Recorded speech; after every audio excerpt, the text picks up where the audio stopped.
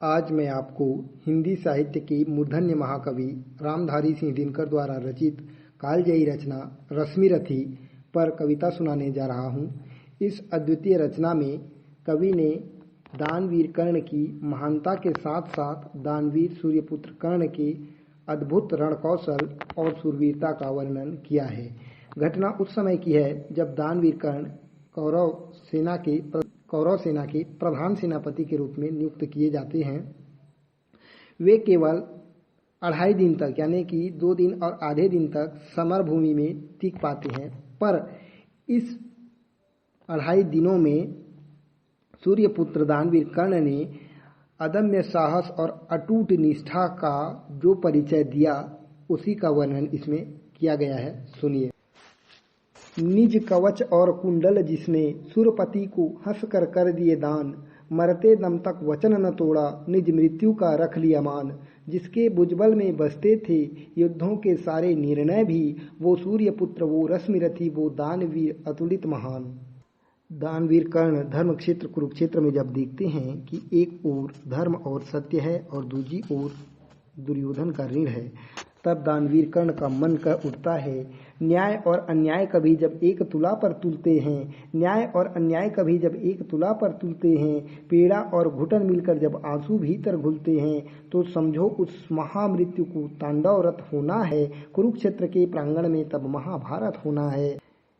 युद्धों ने मानव का लहू अनगिन बार पिया है, कुरुक्षेत्र में भी प्राणोत्सर्ग अनगिन बार जिया है। कुरुक्षेत्र में प्राणोत्सर्ग अनगिन बार जिया है। कुरुक्षेत्र भी न्याय और अन्याय युगल का संगम था। हार और झूठ का, सत्य और असत्य का न कोई गम था। सूर्यपुत्र वह रश्मिरथी वह इसी नियति का हिस्सा था। दिवस 2.5 रहा समर में कीर्ति कथा का हिस्सा था। गुरु द्रोण के बाद कर्ण ही सेना का नायक था, और उधर अर्जुन के रथ पर गीता का गायक था।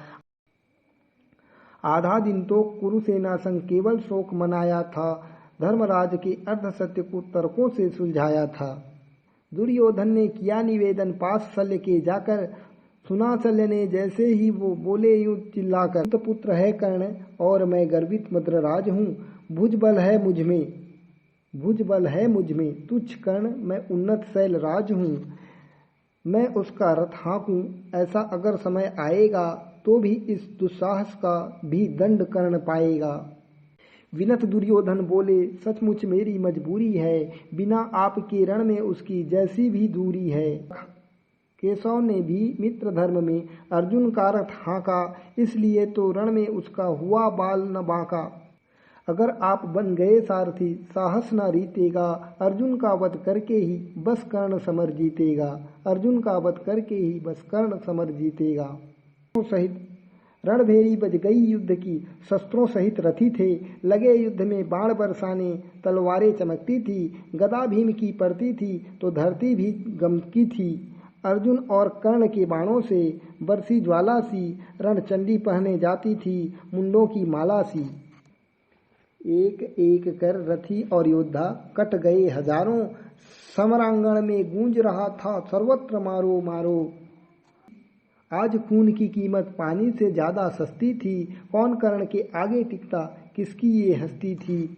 किंतु शल्य के कटु वचनों को कर्ण साथ सहता था, बाण सहूं या व्यंग बाण निर्णय करता रहता था। तभी युधिष्ठिर का रथ उसके आगे आया, भरे क्रोध में अंगराज ने घातक बाण चलाया।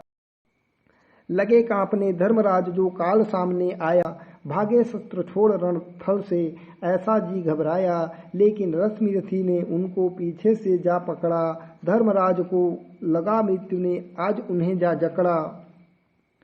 बोले शल्य युधिष्ठिर का किंचित अपमान न करना, बोले शल्य युधिष्ठिर का किंचित अपमान न करना, किया अगर अपमान समझ लो तुम्हें पड़ेगा मरना। हंसकर बोले कर्ण युधिष्ठिर क्यों लड़ने आते हो, ये बच्चों का खेल नहीं जो पीठ दिखला के जाते हो। जाओ माँ कुंती से कहना वचन नहीं मैं तोड़ूंगा, अर्जुन के अतिरिक्त सभी को जिंदा ही मैं छोड़ूंगा। लज्जित धर्मराज रणथल से साथ नकुल के भागे, और शल्य ले आए रथ को अर्जुन के आगे। बोले जितना पौरुष है सब अर्जुन को दिखलाओ, कितना बाहों में दमखम है वो सारा बतलाओ।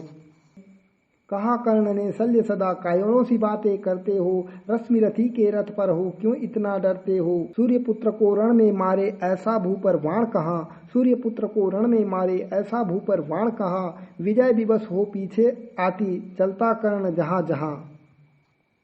आज समझ लो कुरुक्षेत्र में इतना लहू बहेगा, कर्ण और अर्जुन में से एक ही जीवित रहेगा, कर्ण और अर्जुन में से कोई एक ही जीवित रहेगा। यही प्रतिज्ञा ले अर्जुन भी केशव संग आए थे, यही प्रतिज्ञा ले अर्जुन भी केशव संग आए थे। सूर्यपुत्र का अंत करूंगा आज कसम ये खाए थे। दोनों के रथ सम्मुख आए महासमर में जिस क्षण, अंबर में जुट गए देवगण युद्ध देखने तत्क्षण। अश्वत्थामा ने दुर्योधन को तब भी समझाया था, होंगे दुष्परिणाम युद्ध के बार बार बतलाया था। दोनों हैं महावीर पर एक आज हारेगा, एक बचेगा जीवित निश्चित दूजे को वो मारेगा। लेकिन अब देर हो चुकी काफी, अब न संधि का समय बचा जो मांगेगा कोई माफी। अब जो होगा रण में होगा यही भाग्य का लेखा है, लड़ते वीर विजय की खातिर कल किसने देखा है। केशव ने भी अर्जुन को कर सावधान समझाया था, तब अर्जुन ने गांडीव उठाकर पहला बाण चलाया था। केशव ने भी अर्जुन को कर सावधान यह समझाया था, अर्जुन ने तब गांडीव उठाकर पहला बाण चलाया था। राधा पुत्र कर्ण समर कौशल में न अर्जुन से कभी कम था, निभा रहा था मित्र धर्म न पाप न पुण्य का गम था।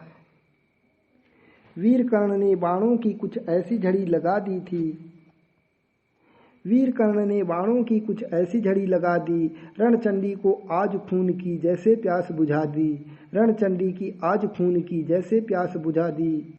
केशव समझ गए थे रण में होगी कठिन परीक्षा, और पार्थ को लेनी होगी स्वयं काल से दीक्षा। दिव्य बाण तर्कस से दोनों योद्धा खींच रहे और रक्त से संग्रांगण में अविरल सींच रहे थे।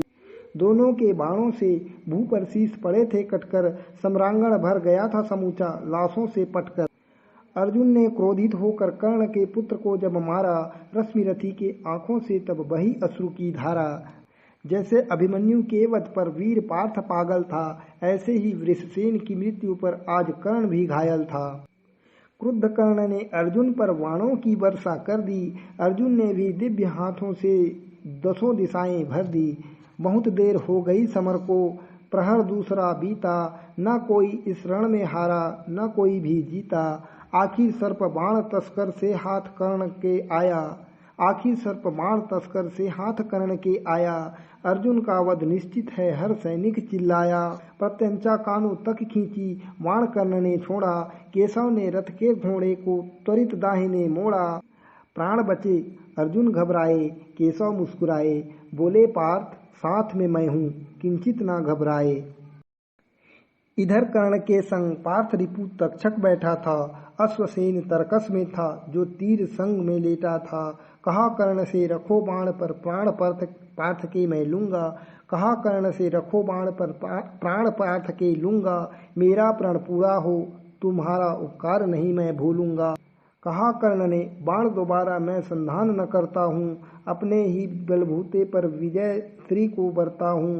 सर्पों के बल पर रण में यदि कर्ण युद्ध जीतेगा, जितना समय बचा जीवन में लालत से वो बीतेगा। क्रोधित अश्वसेन तब अर्जुन पर फुंकारा, लेकिन अर्जुन के बाणों से सीधा स्वर्ग सिधारा। 11 डोरी वीर कर्ण ने बार धनुष की काटी, अर्जुन ने लहू से रंग दी कुरुक्षेत्र की माटी। तभी कर्ण का रथ थोड़ा सा एक तरफ झुकाया, पहिया लगा भूमि में धंसने देख कर्ण घबराया। याद आ गया साप गौ का विचलित अंगराज था, परशुराम का दिव्य अस्त्र भी विस्मित हुआ आज था। फिर भी कोशिश करी कर्ण ने रथ का पहिया निकाले, लेकिन पृथ्वी रथ का पहिया जाती थी निगले। विवश कर्ण ने धनुष रखा फिर रथ के नीचे उतरा, शस्त्रहीन वो विरथ खड़ा था ले प्राणों का खतरा। अर्जुन धर्म युद्ध है ये मैं पहिया बाहर कर लूं, फिर ठानूंगा युद्ध की भले ही जीतूं चाहे हारूं। अर्जुन कुछ कहते इससे पहले ही केशव बोले, कर्ण धर्म की बातें पहले दिल के भीतर तोले। कहा गया था धर्म तुम्हारा जब निशस्त्र अभिमन्यु को मारा था, शकुनी के पासों से हमने राजजुए में हारा था। द्रौपदी अकेली रही चीखती, लाज तुम्हें न आई। बाल भीम को जहर खिलाया, ये थी क्या चतुराई। आज मृत्यु सिर पर नाची तो याद धर्म को करते हो। शस्त्र उठा लो, युद्ध करो या अगले पल मरते हो। कहा पार्थ तुम शंका छोड़ो, व्यर्थ न संशय पालो। पाप पुण्य सब मैं देख लूंगा, वध इसका कर डालो।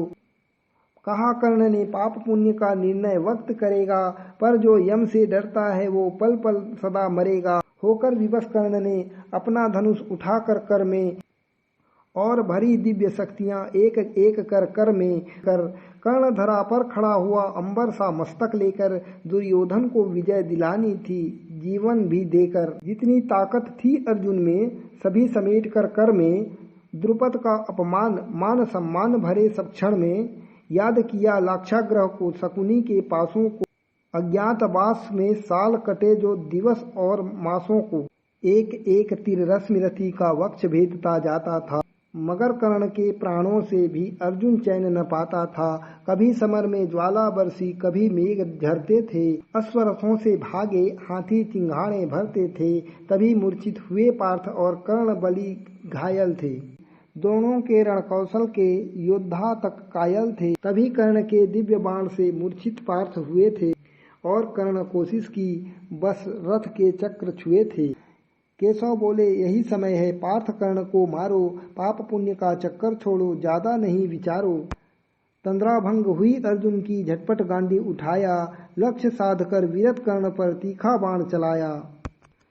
कटाशीष तब रश्मिरथी का भूपर पड़ा हुआ था, लेकिन जय पाकर भी अर्जुन लज्जित खड़ा हुआ था। पंचजन्य फूका केशव ने पांडव सब हर्षाए। दुर्योधन ने महामृत्यु पर अश्रुबिंदु छलकाए। आज विदा हो गया धरा से वचन निभाने वाला, नहीं जग में था मैत्री का धर्म सिखाने वाला। प्रणपालक वो दानवीर जो रहा भाग्य का हेटा, प्रथा पुत्र या सूत पुत्र था समर भूमि में लेटा। आज युधिष्ठिर सोएंगे बस सुख से आंखें मूंदे, और कहीं कुंती के दृग से छलकेंगी कुछ बूंदें। और कहीं कुंती के दृग से छलकेंगी कुछ बूंदें। और कहीं कुंती के दृग से छलकेंगी कुछ बूंदें।